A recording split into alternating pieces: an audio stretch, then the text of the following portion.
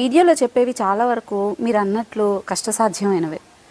ఆశయం పెద్దదైనప్పుడు ఆచరణ, ఆలోచన రెండూ గొప్పగా ఉండాలి. నువ్వు ఒక 10 స్టెప్స్ మాత్రమే నేను నడుస్తాను, అంత మాత్రమే ఎఫర్ట్ పెడతాను, నాకు కానీ నా గోల్ కొండ ఉంది అంటే అవదు. నీ గోల్ కొండ అయినప్పుడు నువ్వు దానికి తగ్గట్టు నీ కంఫర్ట్ జోన్ దాటాలి, నీ ఎనర్జీ దాన్ని నీ ఎఫర్ట్ అంతా పెట్టాలి. లేదు నేను 10 స్టెప్స్కే పెడతాను కానీ నాకు కొండ కావాలి, నా కొండ దగ్గర ఎవరో ఒకరు కూర్చోబెట్టండి అంటే కొండ దగ్గర తీసుకుపోయి ఎవరో ఒకరు నేను హెలికాప్టర్లో తీసుకుపోయి కూర్చోబెట్టినా నీకు దిగడానికి రాదు. ఎందుకంటే నీకు నువ్వు నడుచుకుంటూ వెళ్ళుంటే కష్టపడి ఒక్కొక్క స్టెప్ మళ్ళీ దిగడానికి కూడా నీకు ఈజీ అవుతుంది. పడినా నువ్వు మళ్ళీ పోగలవు. నీకు అసలు ఏం తెలియనప్పుడు ఏం చేయగలుగుతావు?